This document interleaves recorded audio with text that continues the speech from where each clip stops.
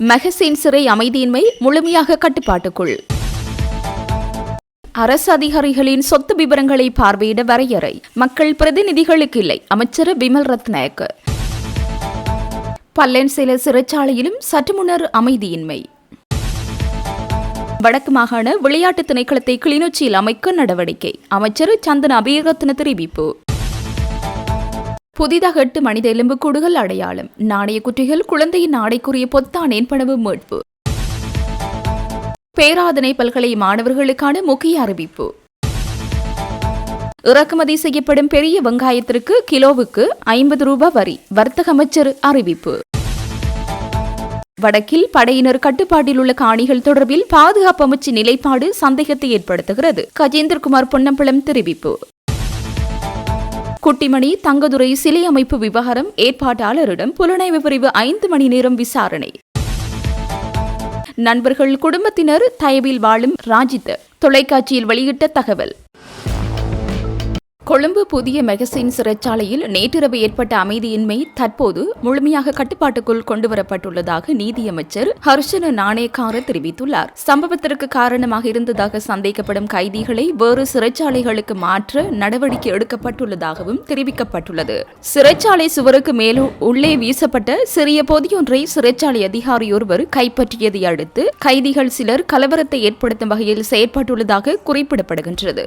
இரவு 10:20 மணியளவில் சிறைச்சாலையின் பிரிவில் தடுத்து வைக்கப்பட்டிருந்த கைதிகள் குழு ஒன்று திடீரென அந்த பிரிவிலிருந்து வெளியேறி வன்முறையில் ஈடுபட்டதை அடுத்து அங்கு அமைதியின்மை ஆரம்பமாகியதாக தெரிவிக்கப்படுகிறது. இதனைத் தொடர்ந்து சிறைச்சாலை அறையொன்றின் பூட்டை உடைத்து 40க்கும் மேற்பட்ட கைதிகள் வெளியே வந்ததுடன் சிறைச்சாலை அதிகாரிகள், போலீசார் மற்றும் போலீஸ் விசேட அதிரடிப்படையினர் இணைந்து நிலைமையை கட்டுப்பாட்டுக்குள் கொண்டு வந்தவர்களை மீண்டும் சிறைக்கூடங்களுக்கு அனுப்ப நடவடிக்கை எடுத்தனர். இதற்கிடையில் சிறைச்சாலை வளாகம் மற்றும் அதனை சுற்றியுள்ள பகுதிகளில் பாதுகாப்பை உறுதி செய்வதற்கு முப்படையினரும் ஈடுபடுத்தப்பட்டனர்.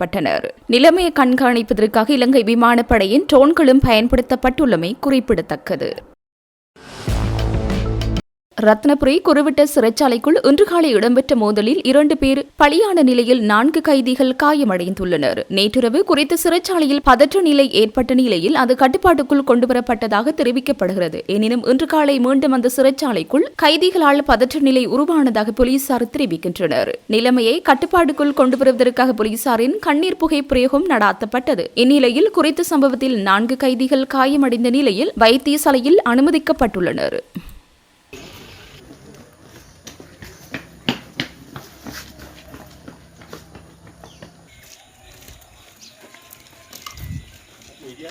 சரி சார்.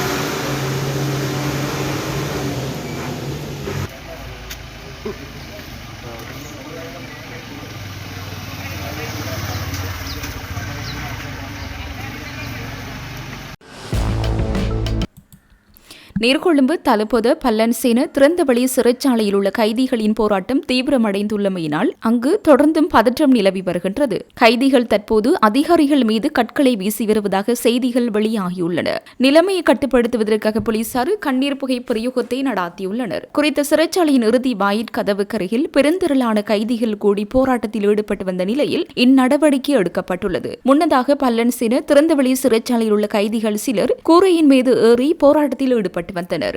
இந்நிலையில் அதிகளவான போலீசார், விசேட அதிரடி படையினர் மற்றும் இராணுவத்தினர் குவிக்கப்பட்டு பாதுகாப்பு பலப்படுத்தப்பட்டுள்ளது. யாழ்ப்பாணத்தின் சித்துப்பாத்தி செம்மணி மனித புதைகுழி 3ஆம் கட்ட அகழ்வு பணிகள் நேற்று யாழ்ப்பாண நீதவான் நீதிமன்றத்தின் மேற்பார்வையில் தொடர்ந்தன. நேற்றைய அகழ்வின் போது மேலும் 8 மனித எலும்புக்கூடுகள் சுத்தம் செய்யப்பட்ட அடையாளம் காணப்பட்டதுடன் செம்மணி மனித புதைகுழி அகழ்வின் 3 கட்டங்களிலும் இதுவரை அடையாளம் காணப்பட்ட மனித எலும்புக்கூடுகளின் மொத்த எண்ணிக்கை 499ஆக அதிகரித்துள்ளது. அவற்றில் 494 மனித எலும்புக்கூடுகள் முழுமையாக அகழ்ந்தெடுக்கப்பட்டு நீதிமன்ற பொறுப்பில் ஒப்படைக்கப்பட்டுள்ளன. அத்துடன் நேற்றைய அகழ்வு பணிகளின் போது 3 தடய நிறைய பொருட்களும் மீட்கப்பட்டுள்ளன. அவற்றில் நாணய குற்றிகள் மற்றும் குழந்தையின் ஆடைக்குரிய பொத்தான் என்பனவும் அடங்குகின்றன. இதனிடையே தற்போது மனித புதைக்குழிக்கு அண்மையிலுள்ள பகுதியிலும் மேலும் மனித எச்சங்கள் காணப்படுகின்றனவா என்பதை உறுதிப்படுத்தும் நோக்கில் 2 இடங்களில் குழிச்சோதனை அகழ்வு பணியினை ஆரம்பிப்பதற்கான முன்னேற்பாடுகள் நேற்றைய தினம் மேற்கொள்ளப்பட்டன. தடயவியல் நிபுணர், தொல்லியல் ஆய்வாளர்கள் மற்றும் சட்டத்திறனிகள் பங்கேற்ற கலந்துரையாடலில் எடுக்கப்பட்ட தீர்மானத்திற்கு அமைவாக மனித புதைகுழி பிரதேசத்தை சுற்றியுள்ள பகுதிகளில் எழுமாறான முறையில் தெரிவு செய்யப்பட்ட இடங்களில் சோதனை குழிகள் அமைத்து ஆய்வு மேற்கொள்ள தீர்மானிக்கப்பட்டிருந்தது. அதன் முதற்கட்டமாக இன்று 2 இடங்கள் குறிக்கப்பட்டு பணிகள் ஆரம்பிக்கப்பட்டுள்ளன. இந்த குழிச்சோதனையில் மனித எச்சங்கள் எதுவும் கண்டறியப்பட்டால் அந்த பகுதிகள் மேலதிக ஸ்கேன் பரிசோதனைகளுக்கு உட்படுத்தப்பட்டு தேவையெனில் அகழ்வு பணிகள் விரிவுபடுத்தப்பட வாய்ப்புள்ளதாக பாதிக்கப்பட்டவர்கள் சார்பாக முன்னிலையாகும் சட்டத்திரணி நிரஞ்சன் தெரிவித்தார். சொத்து மற்றும் பொறுப்பு தொடர்பான விவரங்களை லஞ்ச ஊழல் ஆணைக்குழுவின் உத்திபூர்வ வலைதளத்தில் பகிரங்கப்படுத்தும் போது அரசு அதிகாரிகளின் விவரங்களை பொதுமக்கள் பார்வையிடுவதற்கு ஒரு சில வரையறைகளை விதிக்கும் வகையில் ஊழல் எதிர்ப்பு சட்டம் திருத்தம் செய்யப்படும். மக்கள் பிரதிநிதிகளின் சொத்து மற்றும் பொறுப்பு தொடர்பான விவரங்களை பார்வையிடுவதற்கு எவ்வித வரையறைகளும் விதிக்கப்பட மாட்டாது என சபை முதல்வரும் அமைச்சருமான விமல் ரத்நாயக்க தெரிவித்தார். பாராளுமன்றத்தில் நேற்று நடைபெற்ற அமர்வின் போது விசேட கூற்றை முன்வைத்து உரையாற்றுகையில் மேற்கண்டவாறு குறிப்பிட்டார். அவர் மேலும் உரையாற்றியதாவது 2023 ஆண்டின் 9ஆம் இலக்கு ஊழல் எதிர்ப்பு சட்டம் நாட்டில் பாரிய மாற்றங்களை ஏற்படுத்தியது. சட்டத்தின் 96 மற்றும் 88ஆம் பிரிவின் பிரகாரம் மக்கள் பிரதிநிதிகள் முதல் அரசு அதிகாரிகள் அனைவரும் தமது சொத்து மற்றும் பொறுப்பு தொடர்பான விவரங்களை வெளிப்படுத்த வேண்டும் என்று குறிப்பிடப்பட்டுள்ளது. சட்டத்தின் பிரகாரம் கடந்த காலங்களில் 300 பேர் தமது சொத்து மற்றும் பொறுப்பு தொடர்பான வெளிப்படுத்தல்களை லஞ்ச மற்றும் ஊழல் ஆணைக்குழுவுக்கு முன்வைத்துள்ளனர். ஆவணங்கள் ஊடாக கோப்புகளை கையளிக்கும் முறைமைக்கு மாறாக லத்திரனியல் மயப்படுத்தப்பட்ட முறைமைக்கு அமைய விவரங்களை சமர்ப்பிக்கும் வகையில் கடந்த ஆண்டு சட்ட திருத்தம் செய்யப்பட்டது. லத்திரனியல் மத்தியமயப்படுத்தப்பட்ட முறைமைக்கு அமைவாக இந்த ஆண்டு 16,000 பேர் தமது சொத்து மற்றும் பொறுப்பு தொடர்பான விவரங்களை ஆணைக்குழுவில் சமர்ப்பித்துள்ளார்கள். சட்டத்தின் பிரகாரம் பொதுமக்கள் பிரவேசத்துக்காக இந்த விவரங்கள் லஞ்ச அல்லது ஊழல் பற்றிய ஆணைக்குழுவின் உத்திபூர்வ வலைதளத்தில் பதிவேற்றம் செய்யப்பட்டுள்ளது. வெளிப்படுத்தப்பட்டுள்ள சொத்து மற்றும் பொறுப்பு தொடர்பான விவரங்களை ஒரு சில தரப்பினர் மற்றும் ஊடகங்கள் என்று குறிப்பிட்டுக் கொள்ளும் தரப்பினர் திரிவுபடுத்தி போலியான செய்திகளை வெளியிடுவதை அவதானிக்க முடிகிறது. ஆகவே விவரங்களை வெளிப்படுத்தும் போது ஒரு சில வரையறைகளை கையாள்வதற்கு லஞ்ச ஊழல் ஆணைக்குழு தீர்மானித்தது. மக்கள் பிரதிநிதிகள் தொடர்பான விவரங்களையும் அவர்களின் சொத்து மற்றும் பொறுப்பு தொடர்பான விவரங்களையும் அறிந்து கொள்ளும் உரிமை மக்களுக்கு உண்டு. இருப்பினும் அரசு அதிகாரிகளின் தனிப்பட்ட விவரங்கள் தொடர்பான வெளிப்படுத்தலின் போது முழுமையான பிரவேசத்தை வழங்க வேண்டுமா என்பது குறித்து ஆராய வேண்டும். ஏனெனில் தனிப்பட்ட விவரங்களை கொண்டு அரசு அதிகாரிகளுக்கு இடையூறு விளைவிக்கும் வகையில் ஒரு தரப்பினர் செயற்பட்டுள்ளதாக முறைப்பாடுகள் கிடைக்கப்பெற்றுள்ளது. சொத்து மற்றும் பொறுப்பு தொடர்பான விவரங்களை பகிரங்கப்படுத்தும் போது அரசு அதிகாரிகளின் விவரங்களை பொதுமக்கள் பார்வையிடுவதற்கு ஒரு சில வரையறைகளை விதிக்கும் வகையில் ஊழல் எதிர்ப்பு சட்டம் திருத்தம் செய்யப்படும். மக்கள் பிரதிநிதிகளின் சொத்து மற்றும் பொறுப்பு தொடர்பான விவரங்களை பார்வையிடுவதற்கு எவ்வித வரையறைகளும் விதிக்கப்படாது என்றார்.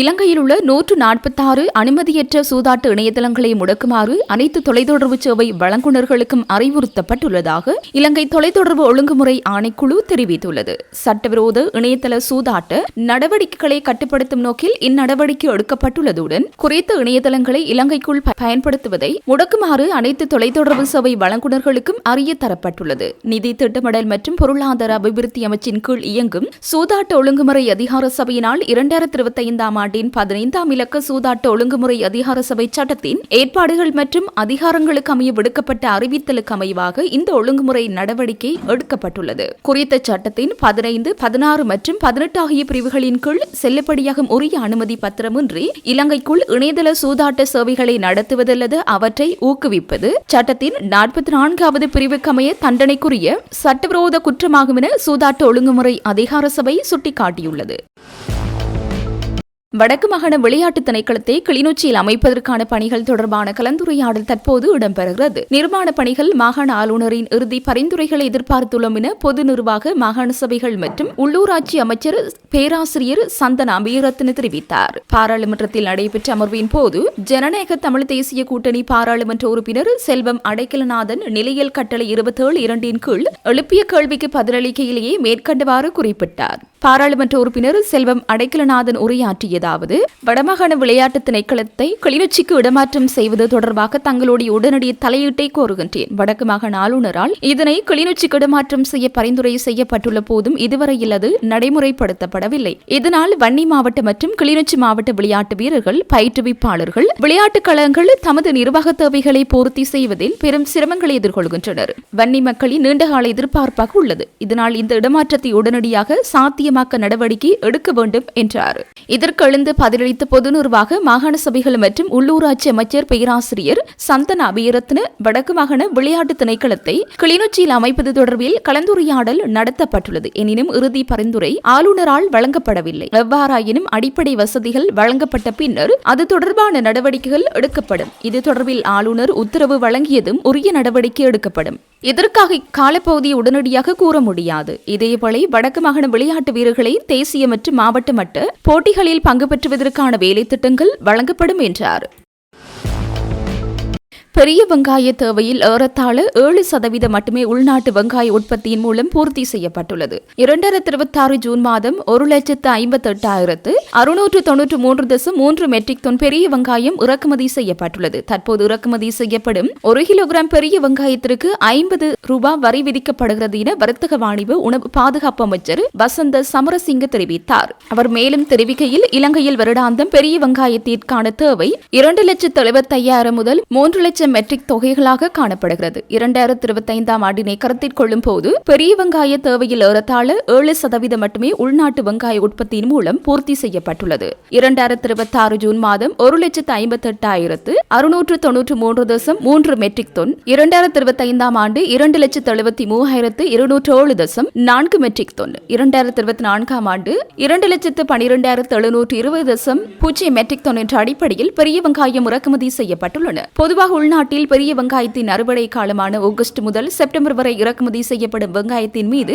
விதிக்கப்படும் விசேட பண்ட வரி அதிகரிக்கப்படுகிறது. இதன் பிரகாரம் தற்போது இறக்குமதி செய்யப்படும் 1 கிலோகிராம் பெரிய வெங்காயத்திற்கு ₹50 வரி விதிக்கப்படுகிறது. மேலும் உள்நாட்டில் உற்பத்தி செய்யப்படும் பெரிய வெங்காயம் உள்ளிட்ட அத்தியாவசிய உணவுப் பொருட்களின் நிலையான சந்தை விலைகளை பராமரிப்பது தொடர்பான கொள்கை தீர்மானங்கள் வர்த்தக வாணிப உணவு பாதுகாப்பு மற்றும் கூட்டுறவு அபிவிருத்தி அமைச்சர் மற்றும் விவசாய, கால்நடை, காணி மற்றும் நீர்ப்பாசன அமைச்சர் ஆகியோரின் இணை தலைமையில் இயங்கும் உணவு கொள்கைகள் மற்றும் பாதுகாப்பு குழுவின் ஊடாக எடுக்கப்படுகின்றன என்றார்.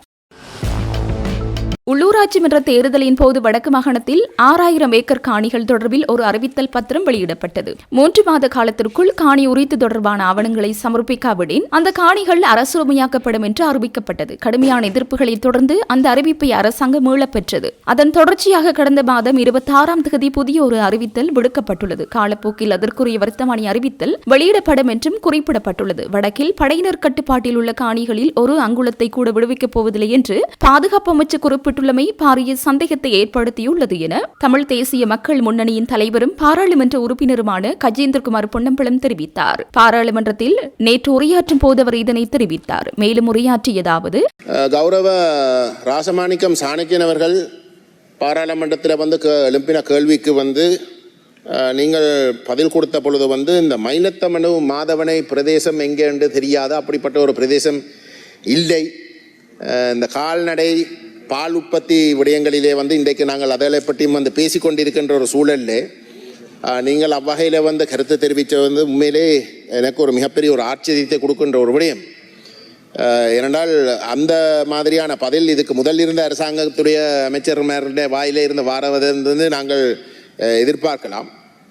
ஆனால் இந்த அரசாங்கம் ஒரு கூட அக்கறை எடுத்து தமிழ் முஸ்லீம் மக்களுடைய பிரச்சனைகளையும் தீர்ப்பதற்கு நீங்கள் கடமைப்பட்டிருக்கிறீங்களா என்று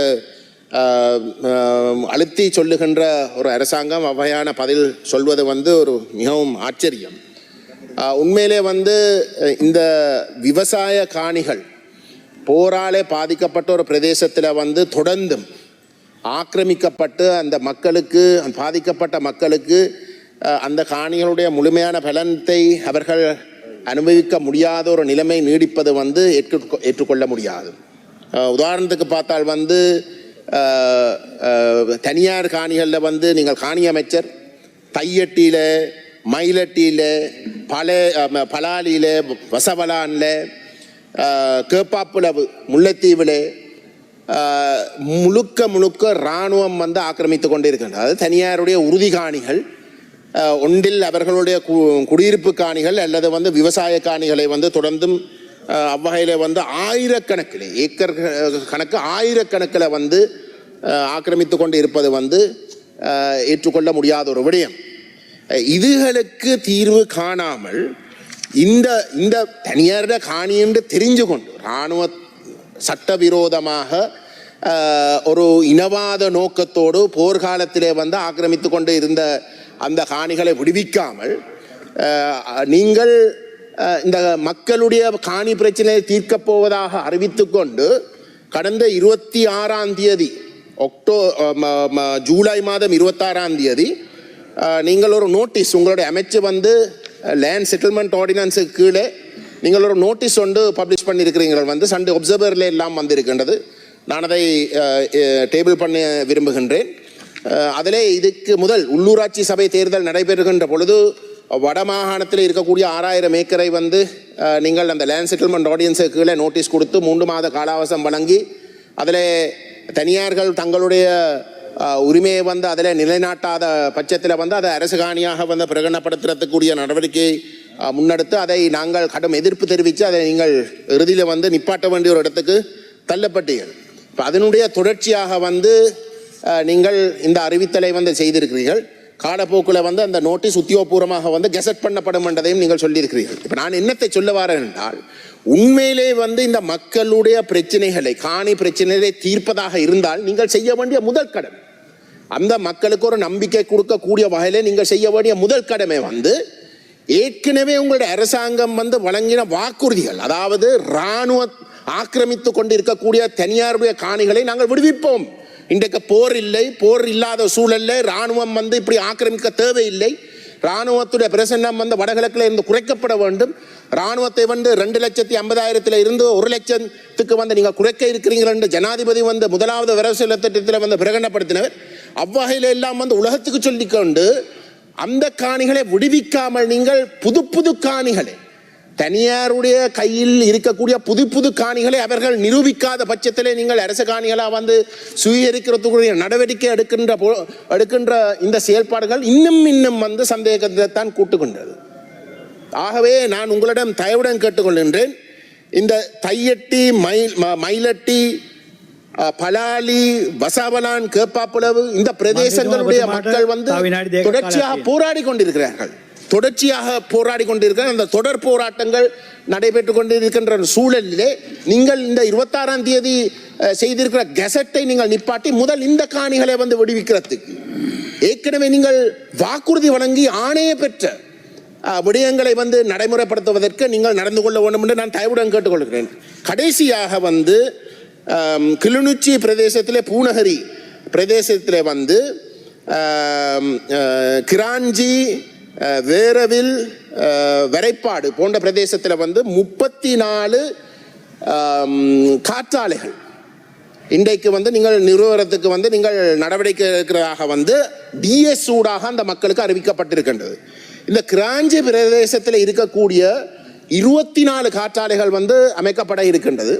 அதில் 13 காற்றாலைகள் நேரடியாகவே வந்து மக்களுடைய குடியிருப்புகளுக்குள்ளேயும் மக்களுடைய விவசாய காணிகள் நடுவிலேயும் வந்து வர இருக்கின்றது. இது தயவு செய்து நீங்கள் தலையிட்டு நீங்கள் நிப்பாட்டணும். அபிவிருத்தி என்றது முக்கியம், மாற்று கருத்து கிடையாது. ஆனால் அந்த அபிவிருத்தி என்ற பெயரிலே ஒரு போரால் பாதிக்கப்பட்ட ஒரு பிரதேசத்தில் இருக்கக்கூடிய மக்கள் இன்றைக்குத்தான் தலை நிமிர பார்க்கின்ற இந்த சூழலில் ஒரு அபிவிருத்தி என்ற பெயரில் அவர்களுக்கு தங்களுடைய அந்த கஷ்டப்பட்டு வளர்க்க விரும்புகின்ற அந்த பொருளாதாரத்தை அளிக்கின்ற வகையில் வந்து நீங்கள் அந்த இடங்களை ஆக்கிரமிக்க தொடங்கினால் அந்த மக்கள் தலை தூக்க முடியாது. ஆகவே நீங்கள் இதில் வந்து தலையிட வேண்டும். நீங்கள் தலையிட்டு அந்த மக்களோட கதைச்சு ஆலோசனை பெற்று அனைவரும் ஏற்றுக்கொள்ளக்கூடிய ஒரு விதிமுறையை வந்து நாங்கள் கடைபிடிப்பது தான் முறை. இந்த காணி விஷயத்திலும் கூட நீங்கள் இந்த 26ஆம் தேதி விடுத்த நோட்டீஸும் கூட திரும்பவும் நீங்கள் அந்த மக்களோட கதைக்காமல் வந்து மக்களுடைய பிரதிநிதிகளோட கதைக்காமல் இந்த காணிகளை வந்து இருக்கக்கூடிய உண்மையான சிக்கல்களையும் பிரச்சனைகளையும் தீர்க்கிறதுக்கு ஒரு சரியா அனைவரும் ஏற்றுக்கொள்ளக்கூடிய ஒரு விதிமுறையை வந்து நீங்கள் கடைபிடிக்கணும். அவ்வகையில வந்து எங்களுடைய முழு ஒத்துழைப்பும் உங்களுக்கு இருக்கும். ஆனால் அதை செய்யாமல் ஒருதலை பட்சமாக இப்படிப்பட்ட அறிவித்தல்கள் அறிவிக்கிறது வந்து இன்னும் சந்தேகங்களை கூட்டுகின்ற விடயங்களாகத்தான் இருக்கு. ஆகவே தயவு செய்து நீங்கள் இதிலே வந்து தலையிட வேண்டும். எங்களுடைய ஒத்துழைப்பு உங்களுக்கு இருக்கும். ஒரு சரியான விஷயத்தை செய்கின்ற பொழுது எங்களுடைய ஒத்துழைப்பு இருக்கும். ஒரே ஒரு உதாரணத்தை சொல்லி கௌரவ உறுப்பினர் நான் இந்த பேச்சை முடிக்கிறேன். தையட்டியில வந்து காணிகளை, அந்த தனியார் காணிகள் ஆக்கிரமித்து ஒரு விஹாரை கட்டப்பட்டிருக்கின்றது சட்டவிரோதமாக. அந்த காணிகளை அளக்குவதற்கு வந்து ஒரு முயற்சி மேற்கொள்ளப்பட்டது அரசாங்கம். அதை வந்து நாங்கள் தான் அந்த பாதிக்கப்பட்ட மக்களுக்கு சொல்லியிருந்தோம். எழுத்து மூலமாக அவர்கள் அறிவிக்கட்டும், இந்த காணிகள் உங்களுக்கு விடுவிக்கிறதுக்கு, உங்களுக்கு திரும்ப வழங்குவதற்காகத்தான் நாங்கள் இதை அளக்கப் போகிறோம் என்றதை வந்து எழுத்தில் எடுங்கள்.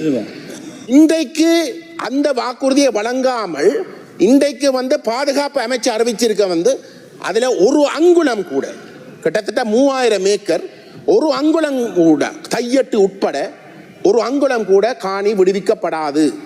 அது இராணுவத்துறை தேவைக்காக தொடர்ந்தும் பயன்படுத்தப்படும். அவை இதுதான் எங்களுக்கு இருக்கக்கூடிய சந்தேகங்கள். அனுபவத்திலே இராணுவம் எந்த அளவுக்கு இந்த விடயங்களிலே காணிகளை விடுவிக்கிற விடயத்திலே வந்து பிரச்சனையாக இருக்கும் என்றதை தெரிந்து கொண்டுதான் நாங்கள் எங்களுடைய மக்களுக்கு வந்து ஒரு தவறான ஒரு அணுகுமுறைக்கு, இல்லாட்டி அவர்கள் ஏமாற்றப்படக்கூடிய அணுகுமுறைக்கு அவர்கள் கண்ணை மூடிக்கொண்டு போகக்கூடாதுன்றதுக்கு நாங்கள் வந்து அவர்களுக்கு அந்த அட்வைஸை கொடுத்தோம். ஆகவே தயவு செய்து நீங்களாவது ஒரு சிரேஷ்ட ஒரு அமைச்சர் என்ற வகையிலே உங்களுக்கு உங்களோட கட்சிக்குள்ளே வந்து பயப்படாமல் வந்து இந்த கருத்துக்களை ஆணித்தரமாக தெரிவிக்கக்கூடிய ஒரு நிலையிலே நீங்கள் தலையிட வேண்டும் என்று தயவுடன். தனக்கு தற்போது நிலையான வருமானம் எதுவும் இல்லை என்றும் நண்பர்கள் மற்றும் குடும்பத்தினரின் ஆதரவில் வாழ்வதாகவும் முன்னாள் அமைச்சர் ராஜித சேனாரத்ன தெரிவித்துள்ளார். ஒரு தொலைக்காட்சிக்கு அளித்த பேட்டியில் தனது தற்போதைய நிதி நிலைமை குறித்து தனது கருத்துக்களை வெளிப்படுத்தியவர், தற்போது தான் பயன்படுத்திய வாகனம் ஒரு நண்பரால் வழங்கப்பட்டது என்றும் தான் வசிக்கும் வீட்டின் வாடகை கூட ஒரு நெருங்கிய நண்பர் செலுத்துவதாகவும் கூறியுள்ளார். அரசியலில் நுழைவதற்கு முன்பு நாட்டில் மிகவும் வெற்றிகரமான பல் மருத்துவராக தான் பணியாற்றியதாகவும், அக்காலத்தில் மிஸ் ஸ்ரீலங்கா போட்டியாளர்கள் மற்றும் பிரபல நடிகைகள் உட்பட ஏராளமானோர் தன்னிடம் சிகிச்சை பெற்றதாகவும் அதன் மூலம் மிக அதிக வருமானம் ஈட்டியதாகவும் அவர் குறிப்பிட்டுள்ளார். எனினும் தான் அரசியலில் நுழைந்த பிறகு அந்த வருமான ஆதாரங்கள் அனைத்தையும் இழந்ததாக அவர் சுட்டிக்காட்டியுள்ளார். இப்போது எனக்கு ஒரு பைசா கூட வருமானம் இல்லை. என் மனைவி ஒரு சிறப்பு மருத்துவர், அதனால் அவருக்கு ஓய்வூதியம் கிடைக்கிறது. என் பாட்டியிடமிருந்து மரபுரிமையாக பெற்ற ஒரு சிறிய தோட்டமும் எனக்கு உள்ளது. அது ஓரளவு வருமானத்தை தருகிறது. வாழ்வதற்கு போதுமான பணம் எங்களிடம் இருந்தாலும் அரசியல் செய்வதற்கு அந்த பணம் போதாது. என் நண்பர்கள் தான் என் வாகனத்திற்கு எரிபொருள் நிரப்புகிறார்கள்,